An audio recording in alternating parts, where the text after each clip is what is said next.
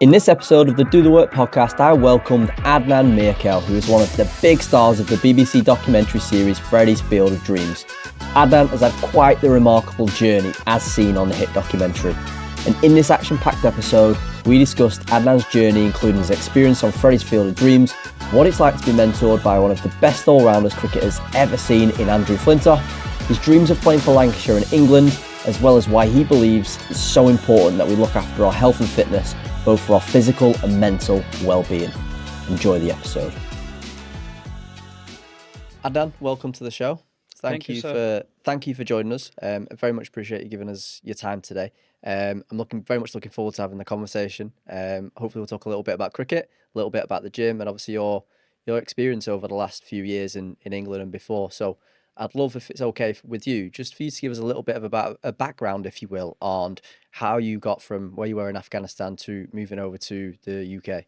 Yeah, first of all, thank you so much, sir, for the opportunity. Um, yeah, I grown up in a village that there was nothing. Basically, I didn't had any dreams in my life. No dreams.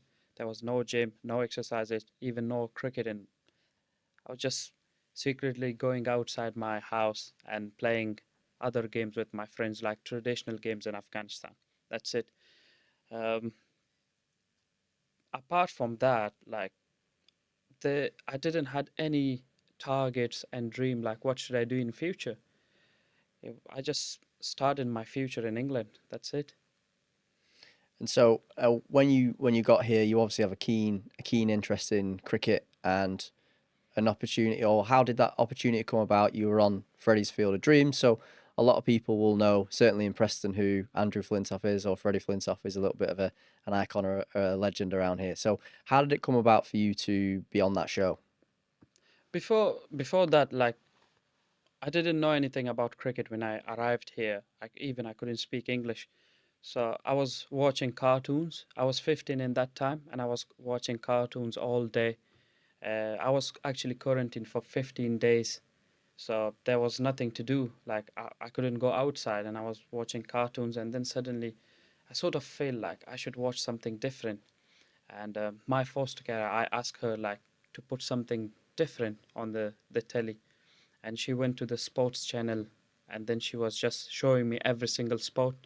There was cricket channel on it, Sky Cricket, and when I saw cricket, like suddenly like that, I said, "No, stop, that's it." And in that time, it was March 2021, and the IPL was on. It's Indian Premier League. It's a massive league. So I was watching the atmosphere, the passion, and also when I was watching the ball, how quick is it, and how can they hit the ball very well, that middle. It. So I said, I think I should try this. So I asked my foster carer by body language to say call the interpreter, and I told him I want to play cricket, and the interpreter said he wants to play cricket, and she said, okay, that's fine. We will find out. My foster care didn't know anything about cricket in that time. So they called few people and they said the cricket season is almost 2 or 3 months away. So after that, he can come and join the club. So we went to a local cricket club called White Coppice. So I went there. Before I go to the cricket club to play for them or practice with them, I went to see the cricket club. And I was so happy I saw the ground, like, oh my word, that's something. So when I went for actual practice, I did practice. I just sort of fall in love with cricket. I said, no, I'm going to do this seriously now. So yeah, so I played few games for them, and then slowly, uh, I had to go to Preston College to learn a bit of language and also to learn stuff about England, like culture and other stuff as well, because I couldn't speak a word of English in that time. So they accepted me, and the opportunity of Field of Dreams was from there.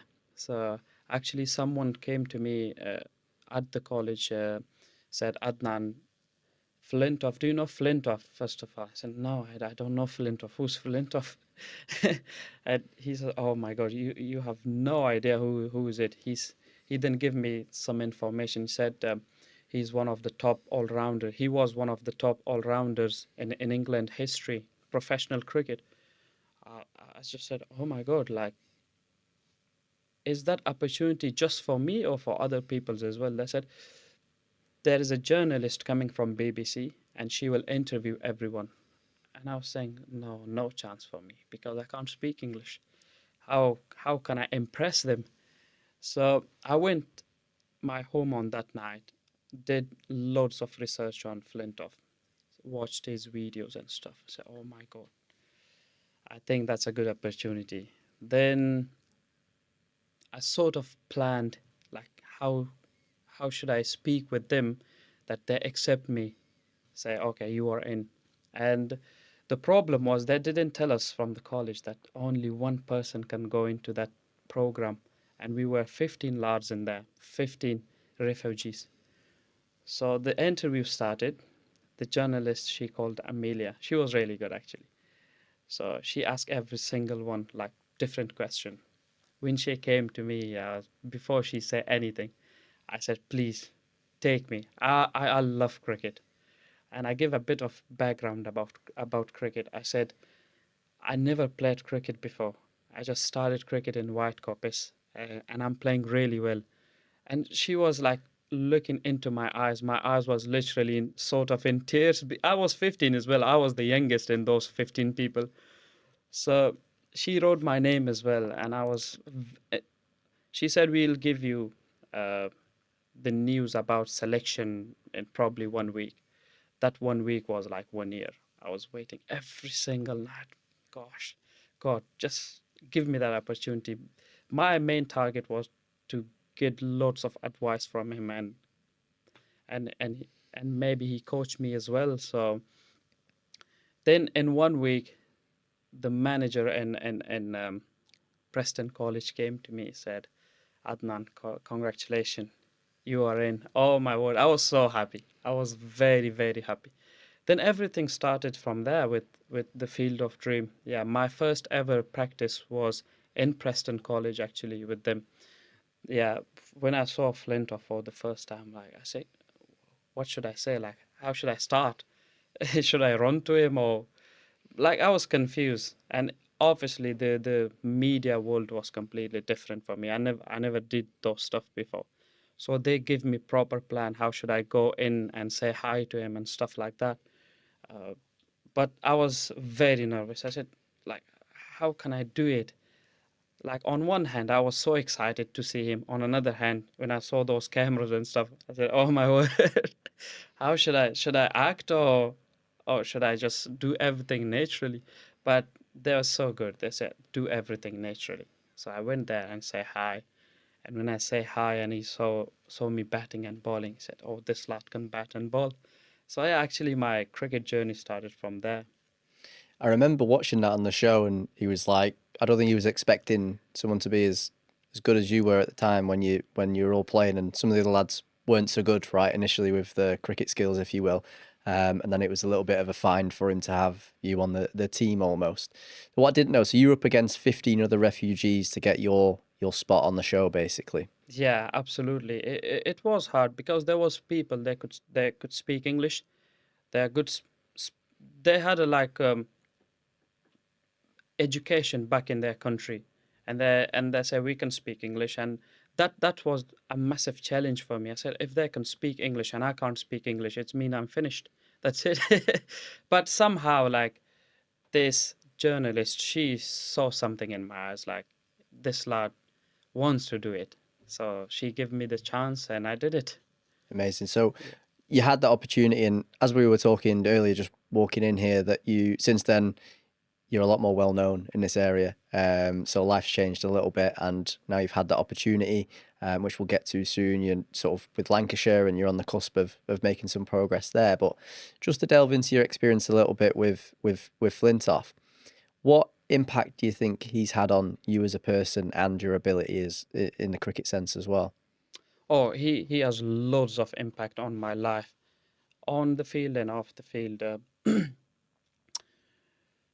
I'm a kind of person when I see people that, for example, in cricket field, Flintoff played like he was a best one of the. If you still ask top all rounders in England, Flint, they will absolutely take his name as well.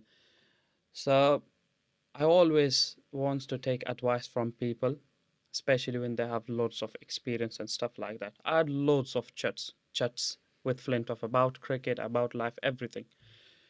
He's a kind of person, I would say he's a complete person. He can give you advice on anything because he experienced it.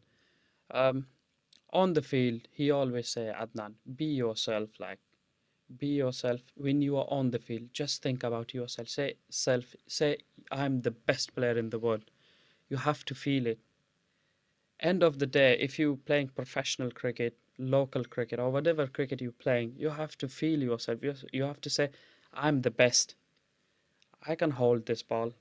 I can ball bounce. I can ball Yorker. I can hit the line, right line or length. I can take wicket. Same with batting as well. You have to feel yourself that you are the best person.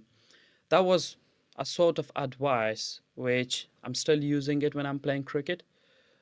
Uh, he said, if you play against players that they have more skills than you, they have more experience than you have to think about you have the same thing equipments like gloves, bat, pads, helmet. Then there is no different. They might have a bit extra experience, a bit extra skills, but if you trust yourself and you say I'm the only one on that ground, the world just look at me and I'm the best hero for them or for myself as well. So you can do better. And off the field, he said, don't always rely on cricket or fixated on cricket. Say tomorrow cricket, today cricket, uh, when you eating food on dinner, cricket, cricket, cricket. No, he said when you do those sort of stuff, sometime you lose those ideas that you should take break sometime and go away, fresh your mind, and then come back. Like if you fixate on cricket or any sports, for example, I want to play cricket professionally. So if I fixated on that, sometime I get annoyed. Maybe sometime I can't perform really well, and therefore, like I get annoyed. That's one thing. Also, I sort of obsessed with the cricket. So if you're obsessed with the cricket and then suddenly you lose your form and stuff like that, then you will be depressed inside. Like you need that break time. So he said, do other activities like do golf, go away to another country for fun, just for 1 week, 2 weeks, fresh your mind, and then come back and then play your cricket. So that was also a good advice because uh, I was playing last year and I sort of lost my form and I went into the practice, said I have to do more practice because I can't do well. I did more practice, bowling, batting, fielding, everything, but I couldn't make it right. It was the same. I just, when I remind myself that Flintoff said this, and I went away, said I'll give myself 1 week. So I went to London just for fun for 3, 4 days, came back. Believe me, I played 3 games after that, like 70 plus, 50 plus, 49, 48 plus runs in batting, and say, oh my word, yeah, he's absolutely right because he experienced those stuff. And other than that, he's a kind of person you can take any advice from him. Yeah, like I said, on the field and off the field, he's a great person. I think that's why it captured the imagination, the show of so many people, in that it wasn't just cricket. Yeah, It did open cricket up to more people's eyes, but it was the way, I think, that, the kids and the people on the show were coached and mentored by Flintoff as well, and it probably showed him in a different light because he, when he was younger, came under a lot of pressure with the English media because they're not very nice at the end of the day, and he had some challenges with that, and he's come through that. So him having been through that is probably good for you to experience the advice and stuff like that he gives. So it appeared that you had quite a close relationship with him, and that developed as the series went on. And towards the end of the first series, was the issue around obviously your ability to stay here or have to go back home, right? So in what way did he help and support in that situation for you? obviously, like he did a lot for me and everything. In that particular time, he asked me about my cricket, like professionally. Said are you playing for any counties? Like, I was not playing for any county in that time. I was in Eyes of Lancashire for under 16, but unfortunately, I didn't have asylum in that time. So I said to him, the only problem I have is asylum.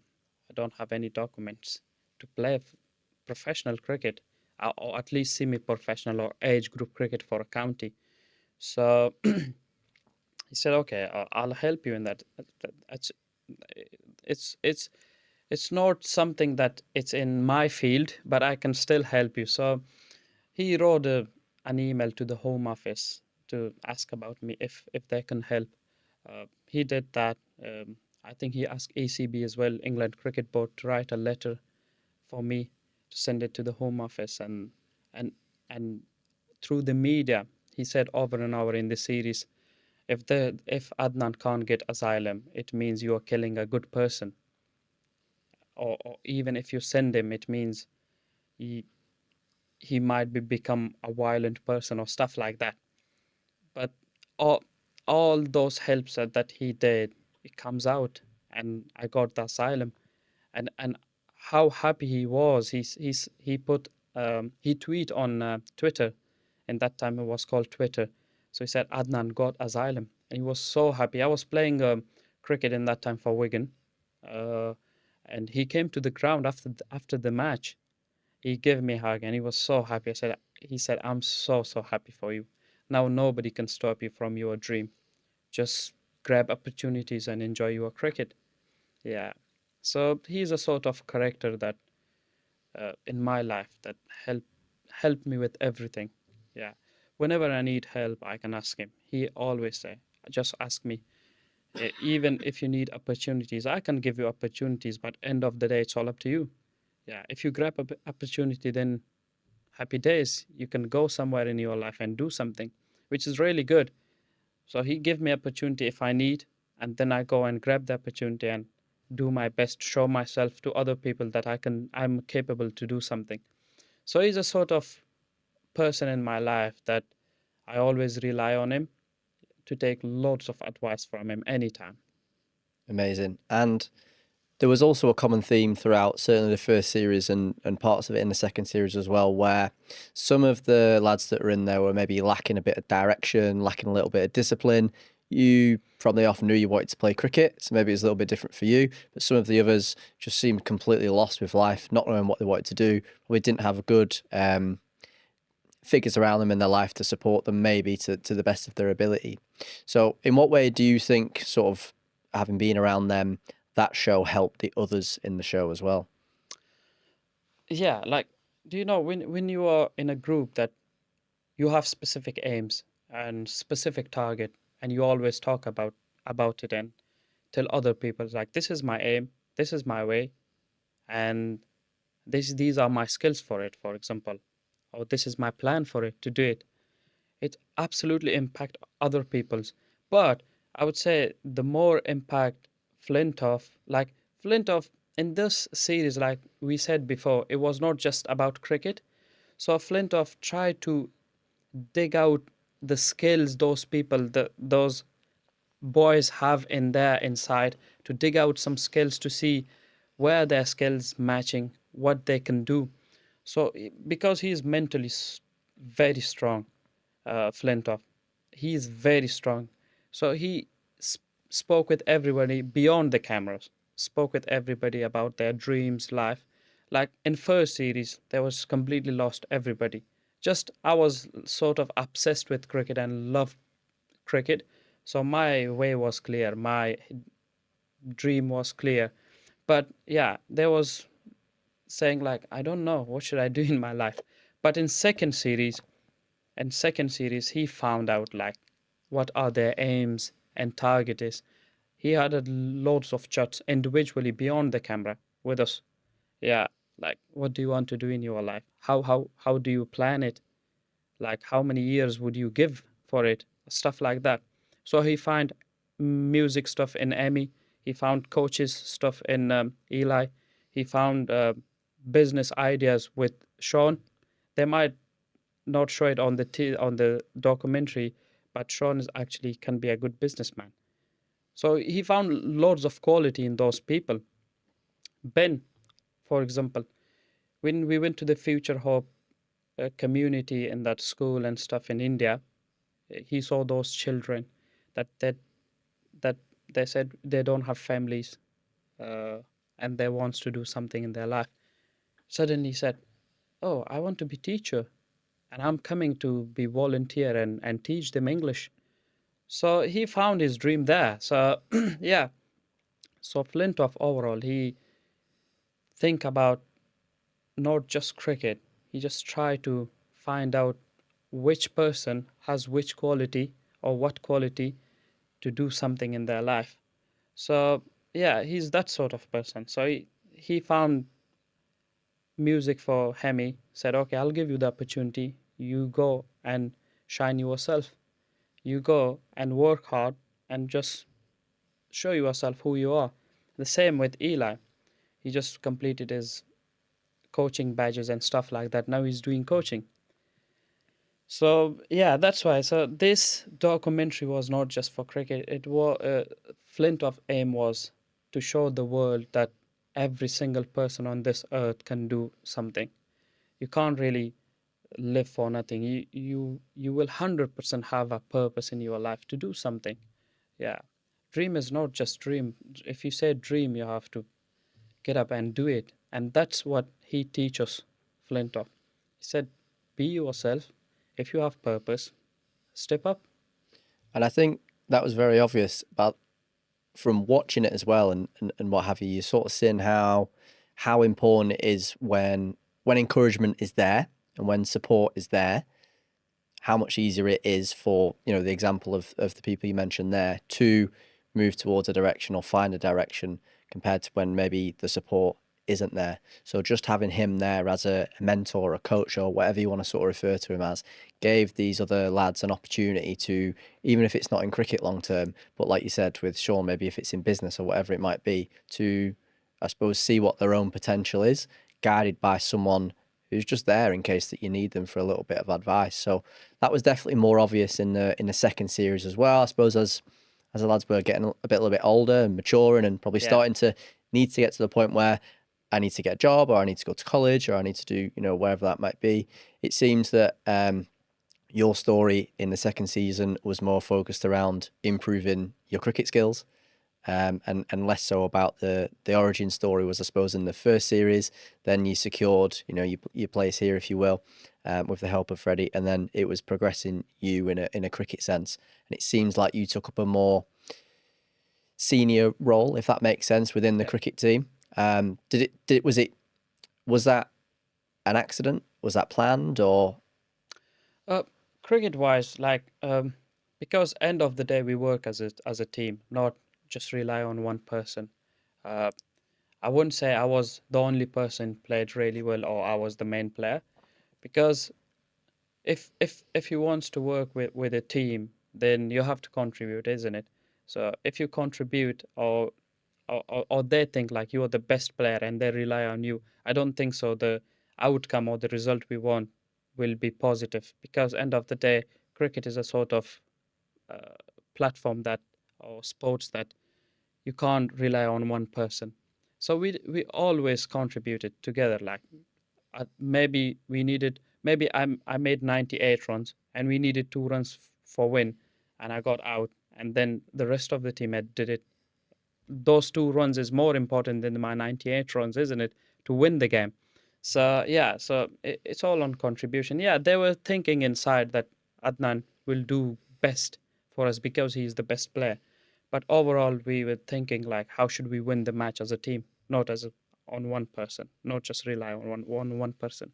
Absolutely. And it was so obvious the improvement upon some of the other lads from the beginning Yeah, it was Preston College, Sports Hall or what have you. yeah, So it was quite recognisable for a lot of people like locally in Preston. They've maybe played sport there or been to Preston College or what have you. And I think that's why it was such a hit like locally, if you will. But it was so obvious the improvement just from seeing him in the first series and like you say, the bowling and the batting and what have you, to then in the second series and going to India, experiencing the culture and all that sort of stuff there, which was really cool to watch because for the vast majority of them, they'd never seen anything like that before. yeah. So I think that must be sort of really helpful to their development and growth and stuff like that as well. But as I say, it seemed like the quality of cricket improved a lot in the second series after being, I suppose, coached and supported and what have you. Yeah, absolutely. The way we started, like it's not just on the series they showed on the scene on in the documentary. Beyond that, like my experience I had with him, most of them couldn't even bowl straight, just bowling over all over the place. Some people they didn't have interest to play, just enjoying their time around, have some snack, play with each other. Especially like we saw like Sean and Hmm. Hemi and players like that. But after a few months, when they sort of got the idea like Flintoff is serious about this. And we went to lots of facilities to practice, good facilities. For example, we went to Loughborough. Uh, we had practice there, which was in Loughborough. ECB, they have their practice place, and we went there. Oh my God, it was awesome. Yeah, and they saw everything like, oh my word, like he is serious. And then they start serious practice. So they we practiced there, and the coach was there. He's actually coach of Nottinghamshire. Then the boys thought like, if we have like professional coach for us, if he hired professional coach for us, and he's trying really hard, investing in us to do something, why we should sit back?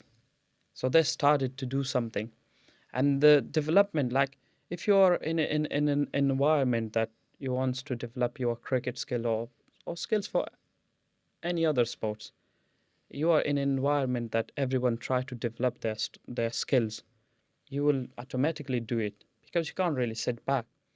So that, and obviously when in the first series we played games, and I saw the emotions inside those players inside that, they said, "Oh my word, it's not just practice. It's something like we can work for. It's something that the result we should work hard for." The first match we won, it shows on the first series as well. You see the boys, they were so happy. They were just shouting, "Yes, we won the game." And that was the actually that was the second game in the documentary, but the first game for us to win. So yeah, so for that result, and obviously the encouragement of Flintoff and Kyle Hogg just lead us to go and do something, and they did. Uh, and past 1 or 2 years, we worked really hard as a team, and we got the result. We went there, and even in India, we played like 4 or 3 games. We just lost the last game. That's it. Yeah. In terms of development, like if I name you individually, everybody worked really hard. They did really well. They just get into it, their commitment was so good. Imagine you never been to India, you go there and it's 40-degree heat, and you don't even have interest in cricket. You say, nah, I'm gonna sit in the shadow and enjoy watching cricket or watching football or other stuff. But no, they did. We went there, our clothes was completely wet because of sweat, and we were still doing hard work to show that we are committed into it and we want to do something in India. So yeah, so they show their commitment about the game, about the sport. Ev- all like mainly Flintoff. He said, "I bring you here for a purpose to do something. We can't really come here, enjoy our time, and go back. It's not holiday. We have to find our future there. If is it cricket, football, sports, business, anything that you have interest in, you have to work with it." But cricket was the main idea of the documentary. So obviously we worked really hard. We went to practice in the heat moment, in a weather that was like 40-degree warm, and we did it. And I was observing Ramadan, and I say, okay, that's a good opportunity for me to practice with Kyle and Flintoff. So everyone had aim to do something, and they did.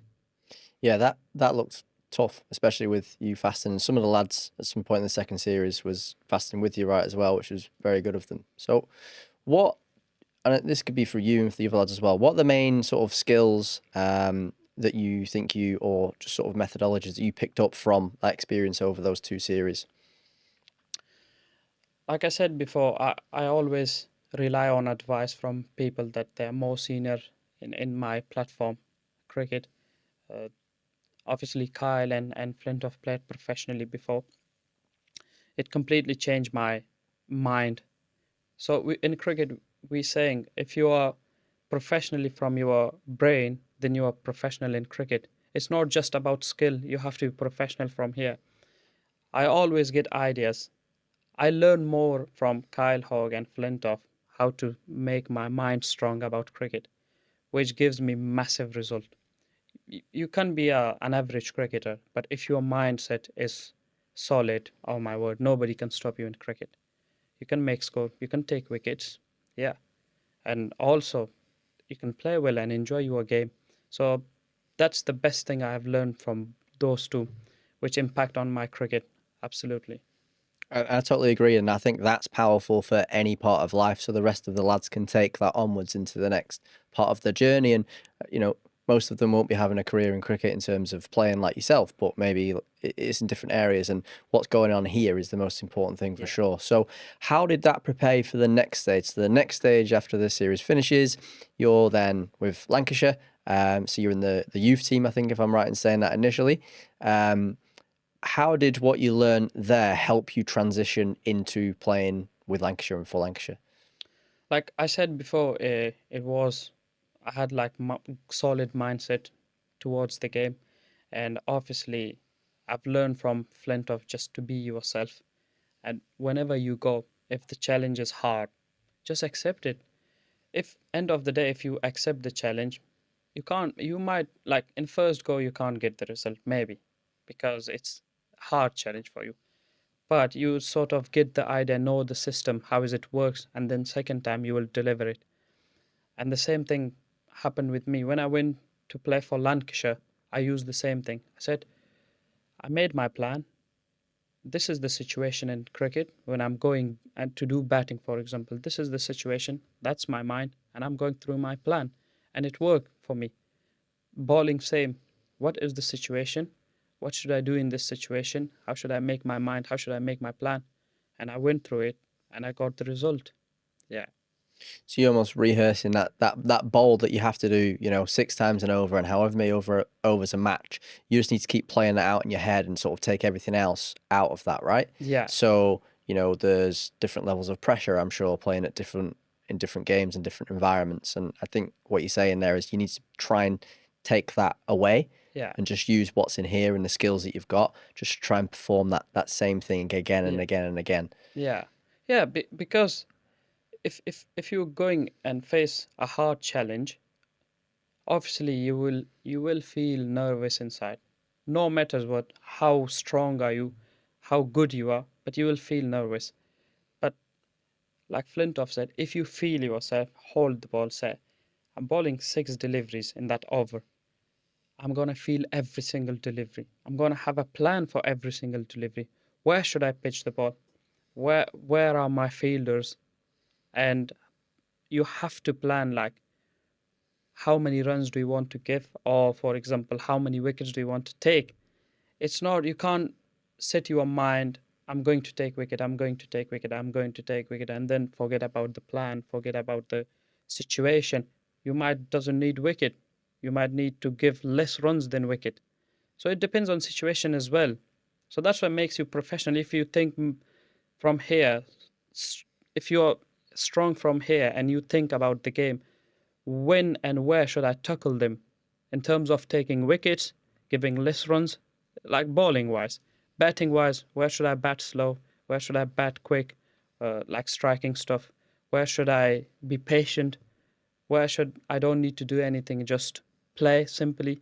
So it's all depends on the situation. But if you use that mindset and make plan for it, like I said before, for every single ball you have to feel it. You can't really have ball in your hand, just go and ball, just go and ball. No. You have to have plan. You have to think about the player as well, like what he's tend to do, what is his in his mind, what sort of situation he has there to, for example, chase the run or build a massive score. So yeah, all of these elements you have to think about in the game and go. that's what make you professional. If you think about the game from A to Z, that's what makes these things makes you professional, and therefore you can go to professional world and play professionally. Yeah, so I guess what I got from that is the difference between playing in, say, the series and playing where you are working towards being professional, which you're moving closer to, as we had that chat before, is you need much more strategy Yeah, and a much stronger mindset to deal with that. Because as much as you've got your thing about where you want to pitch this or where you want to, hit that, it's also how does that person respond to this? If I yeah, bowl it here, how do they respond? So it's as being reactive as much as it is being able to just drill and coach and be coached to keep, making that same ball, making that same strike with the bat or whatever. You got to be sort of reactive as well to that. yeah. So the cricket we played in for the documentary and the cricket I played for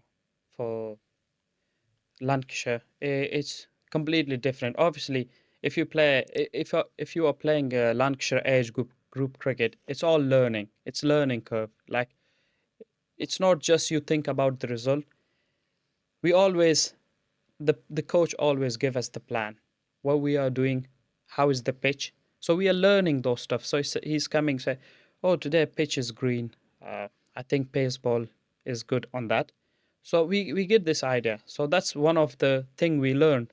Oh, okay. If the wicket is green, for example, we need pace ball on it because it's skidding, sometime bounce, sometime going low. So it's unpredictable. The same this, but the cricket I played for with the documentary side, it was more mentally stuff. Like Flintoff said, just put your mind into it and play properly and think about the game in terms of not how should we win the game or how should we uh, get a positive result. He said, how can you play well? That's it. But cricket in Lancashire, how should we work to get positive result? And also all those things that coach is saying to us, we have to copy it and learn it because we need this in professional world. So yeah, so that was the difference between cricket for the documentary and for the documentary and cricket for Lancashire. So for Lancashire, more there is more coach stuff involved and different coaches, bowling, batting, and then physio, and you can count psychologist as well, because you have to have solid mindset, like I said before, and that's what I learned from Flintoff and Kyle Hawk to make myself strong, and also Kyle Hawk work a bit work with my batting and bowling as well, but mainly to have solid mindset. Yeah, and the cricket with the documentary was to more play well as a group. That's it. To play well, he said, I don't care about the result. I just want to see all of you, to show you a commitment, to work as a group and play well. That's it. It was about the journey of the team of Yeah, yeah, absolutely. the, a group of individuals that came together and left as a team Yeah, with much more skills around, like you say, yeah, mindset to go on into life doing the yeah, things that they go on to do, right? So when you started playing for Lancashire, we were talking about this a little bit before we started recording around also the difference and the change in the addition of the fitness and the gym side of yeah, things. So me as a PT, do the work podcast, I want to sort yeah, of just move now towards that side of things and how you found that. So you mentioned that you'd never been to, I think you said you'd never been in a gym environment before yeah. until you started doing it with Lancashire. Do you want to tell us a little bit about your experience there? Yeah, like I said before, I grown up in a village. Uh, till I was 16 years old, I'd never go to the gym. I didn't even see the gym. How is gym? What's exercise? Nothing, literally nothing. When I selected for under 16s, I was thinking that, oh, I'm going to play a county cricket. And then like I had the asylum problem, and when these asylum stuff solved, and then I selected for under 18s, from under 16 to under 18s, because when I was in under 16s, I couldn't, I was not allowed to play because I didn't had any document. So when I was allowed, then they selected me for under 18s. And when I went there and play cricket first year, I faced loads of injuries. I had glutes problem for nearly 2 years. Yeah, and it was that bad when I was playing for Lancashire during the season. I was having 4 ibuprofen before the match and 4 ibuprofen after the match. It was that bad. I was just bowling with 2 hands and one leg. That's it. My right leg was, I couldn't feel my leg, that I have leg actually. I was just like a robot. It was really hard. Then I went to physios, lots of physio, osteopaths, and other special people that they are specialists in those sort of stuff. I got different ideas, different advice. Some of them were saying, Adnan, your foot is flat. You need insoles and stuff like that. Another one said, like, your foot, one foot is slightly longer than another one. Another one said you might have lower fracture, lower back fracture. And I was thinking, I don't know what is the problem. Like, which advice should I follow? Then I give myself like 2 months, said, okay, I'll make my own plan. It's not working. So I went to my strength and condition coach in my school, Russell School. Said, sir, this is the problem. And he said, you have to go to the physio. And I was saying, no, I had enough from the physio. I have to do something by myself. He said, okay, I can help you. Like, I can give you glute exercise and stuff like that. You can do it by yourself. And then when I started my exercise for glute, and after 2 months, when I did it, I feel like there is no pain. I'm perfect. I'm fine. Absolutely fine. Then I thought, oh, I think if cricket is a sport, fitness and exercise is medicine for it. So I have to do that. So when I start gym for the first year, it was really, really hard. In terms of injuries, I was getting injured every single day, after every single session. And my strength and condition coach always tell me, like, you never been to gym. It's fine. It will happen. You will feel pain. You will feel tight in your body all the time. It's not just DOMS for 48 hours or 24 hours. It's because you never been to gym. You will feel it. One day, I had pain in my hamstring. Another day I had pain in my shoulder. Even I was not doing like hard exercise, like with lots of weight, but I was still having problems because I adopt my body to play cricket without any exercises before I selected for under 18s and the glute problem. After that, when I realized I have to go to the gym and I was doing work, it was really hard. It was like my whole body was in pain. And then my strength and condition coach, he was really good person. He said, you will feel that because you never been to gym. You never adapt your body to exercise and then go play cricket. Sorry. Yeah. So after 1 year, when I felt my whole body was in pain and I faced lots of problems. The second year I was sort of start even uh, CrossFit, and I was not feeling anything. I was doing CrossFit. CrossFit was a sort of challenge. I would say the first day when I did it with my teacher, one of our teacher, PE teacher, he used to run CrossFit in school. Oh my word, he is a soldier type of teacher called Mr. Baker.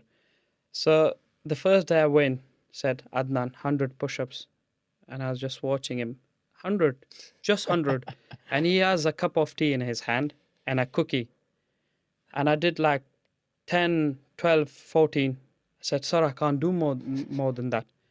And he said, 1, 2, 3, 4, 5. Come on, 10 again. And I did 10 again. And then said 1, 2, 3, 4, 5. He was just going like that. When I complete 100, I was saying, sir, I feel sick. And he said to me, you are not even sweating, mate. And I just watched him, sir, bye bye, I'm going. He said, no, there's lots of exercise left. He said, the way my plan is, you have to work 45 minutes without any rest. Or maybe if you can take rest, 5 or 10 seconds to drink water. That's it. That's how CrossFit works. On that day, did everything. But when I finished, I was feeling sick. I hold the wall. I went to my room because I'm in a boarding school. So I went to my room, just fall down for 2 hours, wake up. My first lesson was gone. Say, oh my word, I'm late. And I just run away. So it was really hard. But CrossFit was a massive challenge for me. But I loved it. I said, this is a massive challenge, but I think I should do it. So in that time, before the CrossFit, I did yo-yo test, and in yo-yo test, I did like 14 point something, which was very low. I said, oh my word, I'm nowhere near to play proper cricket, like 3 day stuff or 4 day stuff. I did CrossFit for 2, 3 months. Right after when I finished CrossFit, I said, I'm going to do a yo-yo test. And when I did it, it was 17.2 or 3. I was so happy with myself. Yeah, so so that was story about my fitness, which I faced loads of problems in start, but after that I was fine. Yeah, but now I sort of adapt my body back to do fitness stuff, exercise, and then play cricket. So you stuck it out through that hard bit. Like it's always difficult when people start, right? So people that I work with are not people who play cricket. So Yeah, typically someone who's got a normal job, maybe they've got kids or whatever. So the thought of going to the gym and being absolutely ruined off a 45-minute CrossFit workout is going to really scare them off. So from your experience, what advice would you give to someone like that in terms of getting into the gym and getting into sport? What would you say to them? I'll just give him a small story about, like, imagine if a person never been to the gym, never had dreams, even this person never knows what he's going to do in his life, cross 14, 15 countries illegally without knowing which country I'm in, and come to England. And when he come to England, he still doesn't have any aims, dreams, anything to do in his life. And suddenly he just saw cricket and start playing cricket. And with cricket, everything opens for him. And he grabbed every single opportunity. Fitness, if is it advice from other people, if is participating in practice sessions and stuff like that. If I can do that, crossing those countries illegally, without, I couldn't speak English in that time.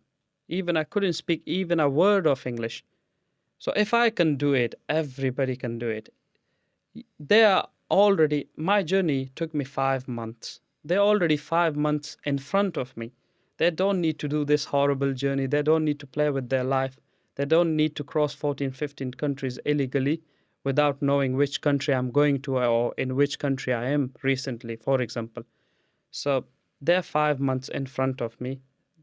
Just one day think about yourself, watch yourself in the mirror, and the sofa you have, the chair you have, or the bed you're sleeping on, just get up and say, okay, I'm living for a purpose. I'm not just living on this earth without anything. So you have to have purpose in your life. And if you have purpose and you just get up one day and go and start, the start is really hard. And from my experience, the start is really hard. But once you get into it and try to show your full commitment and do it, then nobody can stop you. And you can chase that dream, if it's sports, if it's journalism, if it's football, cricket, rugby, anything in the world, you can do it. Just get up from that chair and make sure to start this stuff. And like I said before, you are 5 months in front of me. So if you're 5 months in front of me, come on, you can do it. I love that. And from watching the series and speaking to you today and stuff like that, it sounds like what you've done is you've not let any opportunity pass you. So when there's been a sniff of an opportunity, you've gone all in and all for it. And I think that's kind of what you're trying to say there, right? Like, Yeah, have gratitude for where you are and what you have now, yeah, and then get yourself stuck into something. yeah, And as it's happened with you, more opportunities then start to open up. yeah, So, you go to the gym that first day, it's really challenging, yeah, but you don't know what the knock-on effect of doing that and sticking at that is. yeah. And in your journey, that's led you to where you are here Yeah, today. like if I give you a specific example about the gym, okay, my body was never adapted to the gym, never did any exercises. When I went for the first time, I said before, my body was in pain every single day. But I never said, like, no, I think I should stop. Yeah, I needed a bit of support from my strength and condition coach to give me mentally support. Say, Adnan, it will happen. If there was nobody, I could have said, I could have give up, like saying, no, why my body is in pain. I think my body said to me, like, don't do it, simply. But I needed that support and I got that support. But overall, I knew my body. Yeah, I'm in pain. My strength and condition coach tells me, I never been to the gym. It's fine. It will happen. And the pain, oh my word, I still remember I was just sleeping like that. Believe me, it was massive. Every single day, I was getting injured, joint injuries, muscles injuries, everything. But I'd never stopped myself.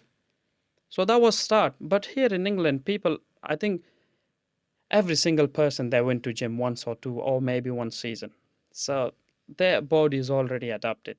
Just like I said, get up from your chair and start. Start is really important. Once you start, then you can do it. And obviously, if you, like I said before, you are 5 months in front of me. I had 5 months horrible journey. I was playing with my life. Even I didn't know in that time which country is the next, which country I'm going to, which country I'm in now. I didn't know anything, but I was I did that, and I came here. And when I start grabbing opportunity, each one of them small, each opportunity opened 2 3 doors for me, and that's why I'm here today. And now I have specific aims to do something in my life. So I said before, please just get up from your chair and start. Start is really important, because everybody can get lazy for the start. I'll do it tomorrow. No, I'll do it after 1 week. I'll do it that day. And in that time, you will see already 1 or 2 years passed. So, oh my word. And then once the time is gone, then the time is not coming back. Because I might, like I said, I grab every single opportunity. I have that experience because I spoke with other people. I always ask people, like, what's your regret? They always say, give up opportunities. If you give up opportunity, then you can't do anything in your life. Yeah, the biggest regret is not Yeah. taking something that's Yeah, right there staring at you in the face, for sure. absolutely. And I love all that, and I appreciate you sharing that story. And I think a big part of fitness as well is that, and I'm sure it's helped you along the way in terms of having challenges and difficulties and all of that, is what being stuck into cricket or being stuck into fitness, be it the gym or whatever it might be, can do for your mental health and what's Yeah, going on in here as well. And it's an outlet, it's an opportunity to go and do something that's a distraction, that's away from all the challenges of normal life and everything that's going on. And I'm sure you had that along the way as well. So that's a big part of it. So yeah, thanks for sharing that from you. Now, you're on the Do the Work podcast. So yeah, and obviously you don't know a lot about what I do or anything yeah. like that, but what I'd like to ask you is, what does do the work mean to you? Do the work means do the work. Don't just sit down. If you want to, if you have any dreams, any things, or for example, you want to do gym work. If you, for example, overweighted, do the work. Just get up, make a plan. If you don't know, speak with people, take advices from people. And once you got the advices, match them, make a plan, proper plan, and just get up and do the work. That's Amazing. it. Yeah. And obviously, like you said, I might don't know that too much information about do the work, but it is end of the day, it's about like health, fitness, and stuff like that. I would say specifically health and fitness is really important for us. In England, people sometimes they get depressed, they have anxiety and stuff like that because of too many problems. You might have problems with your economy, your job is not that good that you earn good money to solve your problems, for example. Those all elements makes you sort of puts you in depression and stuff like that. But if you go to the gym and do exercise, it means you're working on your mental health, you're working on your body to maintain your fitness, not just for sports, just maintain your fitness to be healthy all the time. So fitness is important part of your life. You have to do it. You can't really say I'm not playing sports, I'm just working in an office, just sitting in there. No, you have to do fitness. If you do fitness, you won't have problems. You won't face the consequences in future when you turn 60 or 64. Even if you're 60, you have to go do a bit of exercise to maintain your health. Uh, like you are specialist in those kind of things. Like I'm watching videos on social media when personal trainers like you talk about stuff to say if you keep yourself healthy, you might live for a longer, which is good thing for those people that they wants to live longer. So that's one thing. There is other positive stuff as well. If you are going, for example, eat fast food and stuff like that, and then you're not doing exercise, in short term you will be fine, but in long term you will have sort of problems that it might stop you to do something in your life, to chase something. So yeah, so fitness and fitness health is very, very important in everybody's life. I think that's a great point that you finished on there in terms of like the delayed gratification of it. Because Yeah, as much as it can be fulfilling in the short term, we feel good, we've enjoyed a workout. Maybe yeah, some people don't enjoy it, but typically we feel better after exercising.